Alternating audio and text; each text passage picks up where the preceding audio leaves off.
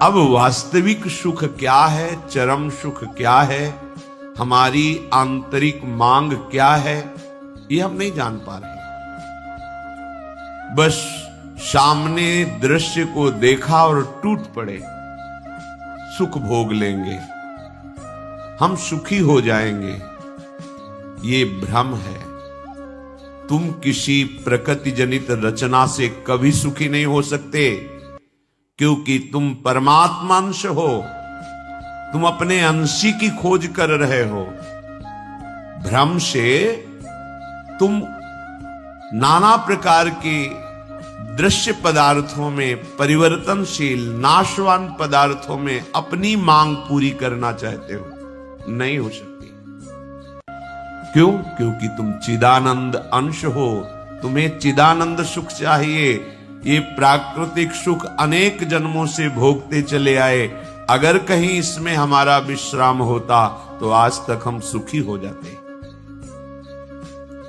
भगवत कृपा से संत समागम प्राप्त होता है, पर कैसी मलिनता बुद्धि की है कि संत समागम में जाकर के हम यही जानना चाहते हैं कि वो उपाय बताओ जिससे हमें मांगे हुए भोग प्राप्त हो। भोग भोगने वाला शरीर जो निश्चित नष्ट हो जाएगा, वो नष्ट ना होने पावे। संसार में माना हुआ सुख हमें भरपूर प्राप्त हो। भ्रम मत रखना। अगर संतों की इसमें आस्था होती तो संत काहे को ही बनते। जिनमें उनकी आस्था नहीं है वो तुम्हें कैसे दे सकते हैं। एक अंधा कुएं में गिरने जा रहा हो तो कोई नेत्र वाला उसको कैसे ढकेल सकता है, कैसे जाने दे सकता है। ऐसे ही हम ज्ञान नेत्रों से अंधे हैं, इसलिए हम इस भवकूप में नाना प्रकार के सुख की लालसा से कूदने जा रहे हैं या कूद चुके हैं। संतों का समागम बचाने के लिए होता है, फंसाने के लिए नहीं होता। लोग पूछते हैं कि संतों का क्या चमत्कार है, दिखाओ अपना चमत्कार। संतों का वास्तविक जो भगवत प्रेमी महात्मा है, उनका स्वाभाविक चमत्कार प्रकट होता है। उनके दर्शन से, उनके संभाषण से, उनके सानिध्य से विकारों का नाश और भगवत चरणारविंद की प्रीति, विषयी मन का निर्मल हो जाना, भोगों की तरफ आकर्षित चित्त वृत्ति का भगवदाकार हो जाना, ये संतों का चमत्कार। तुम्हारा कोई रोग ठीक हो जाए, कोई भोग मिल जाए, कोई परिस्थिति सुधर जाए, इसे संतों का चमत्कार मत समझना। ये प्रारब्ध भोग, सुख और दुख, पुण्य और पाप से प्रकट होते हैं। इसमें किसी का प्रभाव काम नहीं करेगा।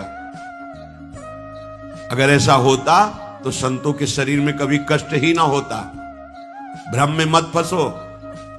भ्रम में मत फंसो कि कोई संत तुम्हारे शरीर को अजर अमर बना देगा, तुम्हें भोगों की बाहुल्यता मिल जाएगी। व्यर्थ में भाग दौड़ बंद करो।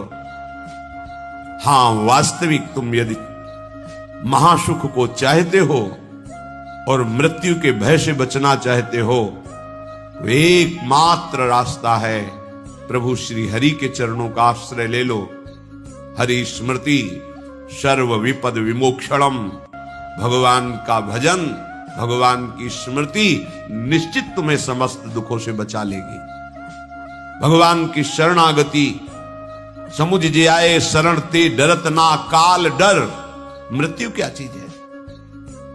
पर प्रभु के नाम जपने में रुचि नहीं, प्रभु की चरण दासता में भावना नहीं, तो तुम सोचते हो कुछ चंद रुपए और कुछ फल पुष्प आदि दे करके हम रोग रहित तो हो जाएं, शोक रहित तो हो जाएं। भूल मत करना। अगर शोक रहित होना है, रोग रहित होना है, तो एकमात्र उपाय है कृष्णाय वासुदेवाय हरे परमात्मने प्रणत क्लेश नाशाय गोविंदाय नमो नमः। गोविंद को नमस्कार करो और जिह्वा से पुकारो कृष्ण कृष्ण गोविंद गोविंद, राधा राधा राधा। निश्चित जन्म जन्म के अशुभ नष्ट हो जाएंगे। आप स्वयं परम सुखी हो जाएंगे।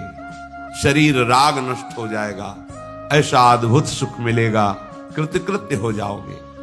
पर अविश मार्ग में चलने के लिए जब कदम रखोगे तो असत वृत्तियों का त्याग करना होगा। यही सब फेल हो जाते हैं। वो ऐसा शॉर्टकट ढूंढते हैं कि कुछ हम कमाए हुए पापाचरण से चंद रुपए आपको दे दें, आप हमें संभाल लेना, भूल मत करना। कभी ऐसा नहीं हो सकता। नाली के पानी से हाथ धोने से कभी हाथ पवित्र और निर्मल नहीं होते। ऐसे मलिन आचरण करके कमाए हुए धन से कभी तुम्हें पवित्रता प्राप्त नहीं हो सकती। ये सब नाटकबाजी मन की है।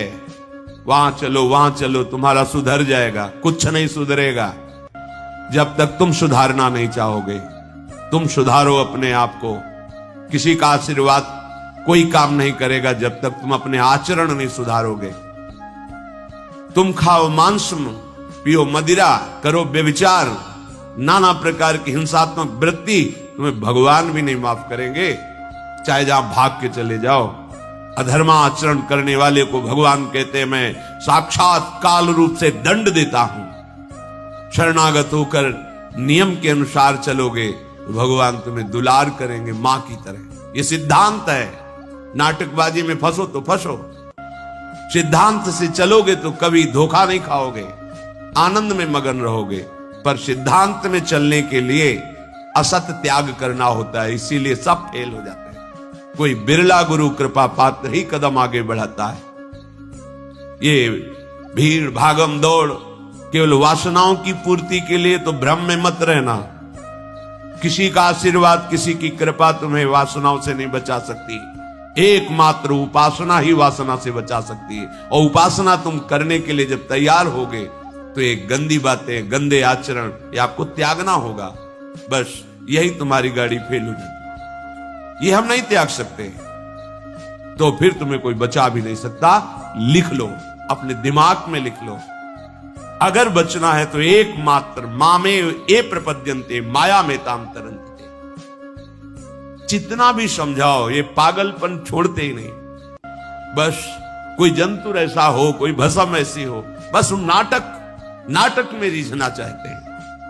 अरे प्यारे, यदि वो तुम्हें सुखी कर सकता है तो वो खुद क्यों सुखी नहीं हो जाता? तुम नहीं सोच पा रहे हो? पागल हो तुम? यदि वो तुम्हें रोग रहित कर सकता है तो खुद क्यों नहीं रोग रहित हो जाता? यदि वो तुम्हारे को चमत्कार दिखा सकता है तो अपने को चमत्कार दिखाकर प्रभु का साक्षात्कार क्यों नहीं कर लेता? पागल बन रहे हो। सिद्धांत को समझो। तब लगी कुशल न जीव कहूं, सपने हूं मन विश्राम। जब लग भजत न राम कहूं, शोक धाम तज काम। जब तक शोकों का खजाना एक कामनाएं, इन कामनाओं को प्रभु के चरणों में समर्पित करके भजन नहीं करोगे, स्वप्न में भी सुख नहीं मिलेगा। जागृत की बात जाने दो। जो चाहत है नित्य सुख, अरु मन को विश्राम, यही सब चाहते हैं। दुख का मुंह न देखना पड़े, मन हमारा प्रसन्न रहे, शांत रहे, कोई कामना हमें जलाए ना। हां, है मार्ग। हित ध्रुव हित सो भजत रहो, पल पल श्यामा श्याम श्यामा श्याम श्यामा श्याम।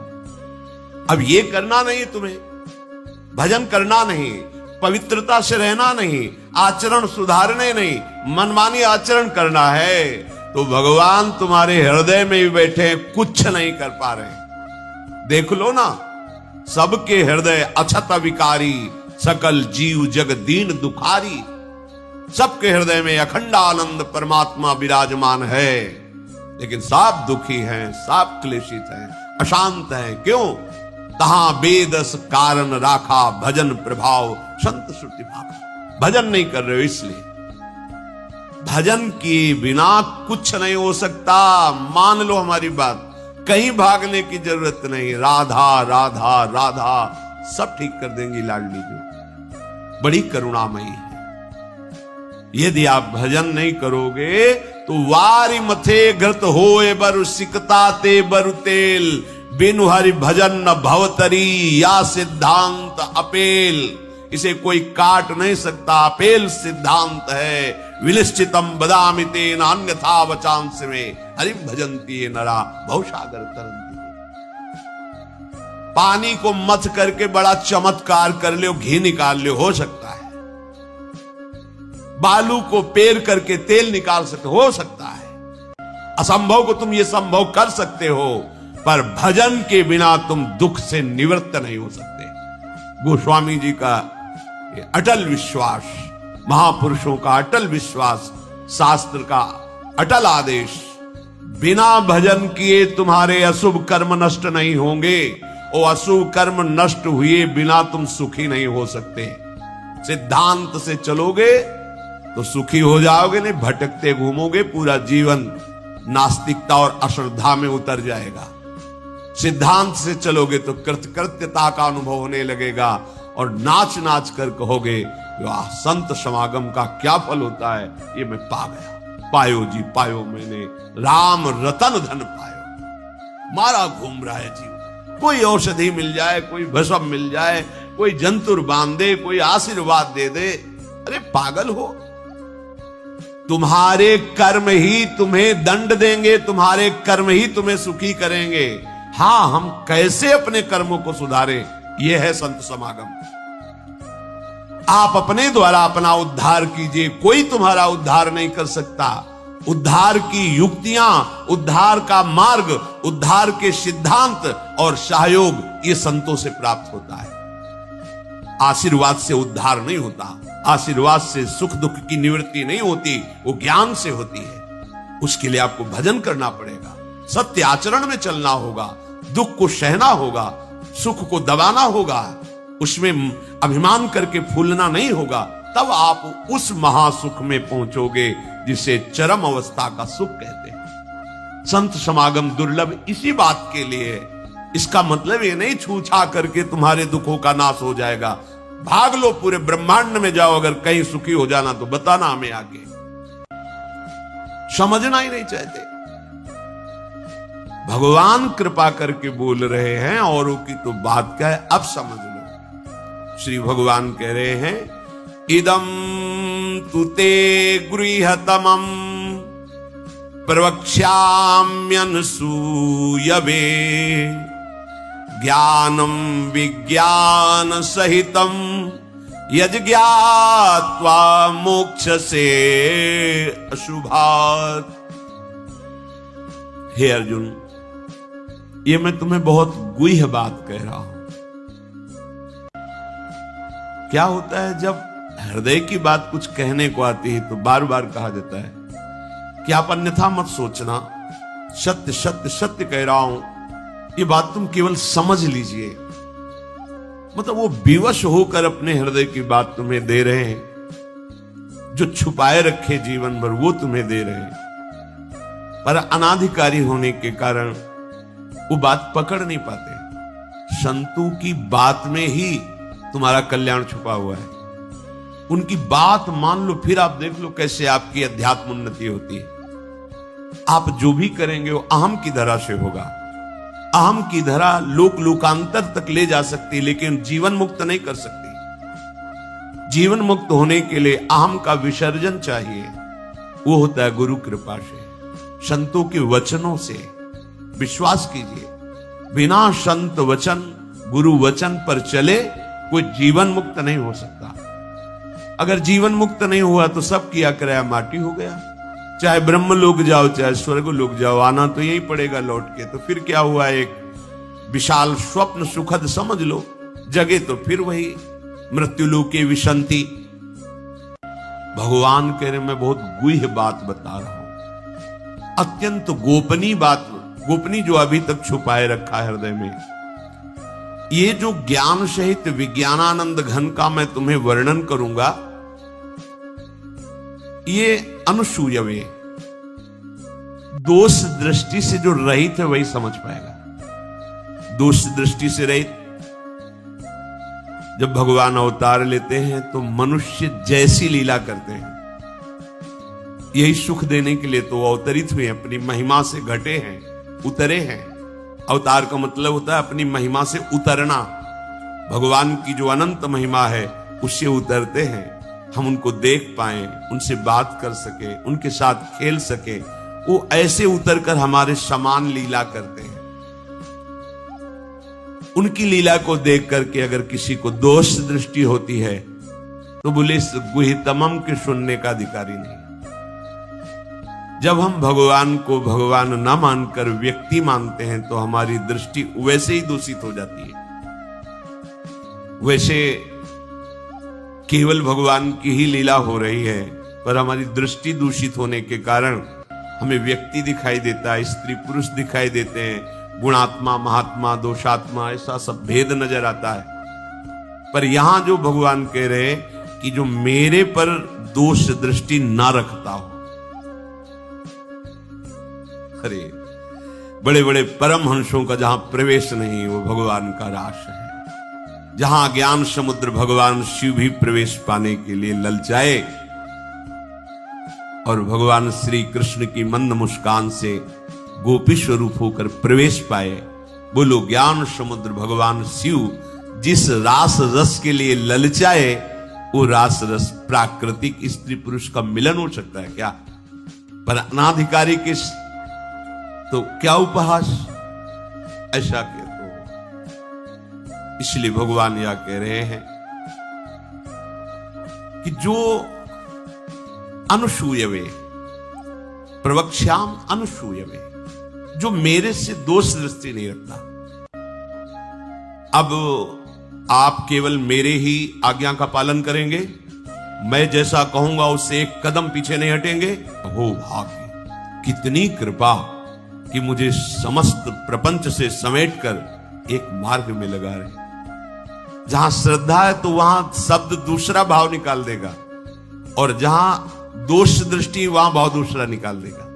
इसलिए श्री भगवान कह रहे मैं अत्यंत गोपनीय बात तुमसे कह रहा हूं हे अर्जुन।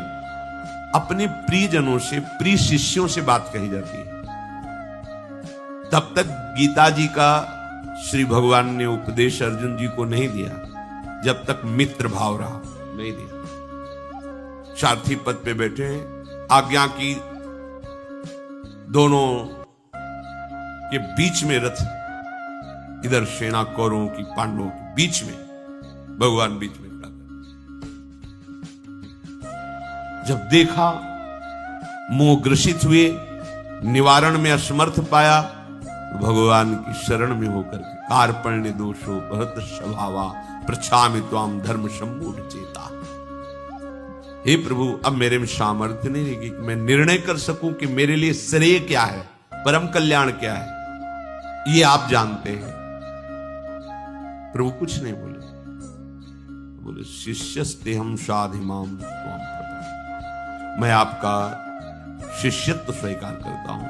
हे जगत गुरु श्री कृष्ण उतरे साष्टांग दंडवत हुए और कहा मैं आपका शिष्य हूं, और ऐसा शिष्य हूं जो पूरा समर्पण किया, प्रपन्नम, मन वचन कर्म से आपको समर्पित हो।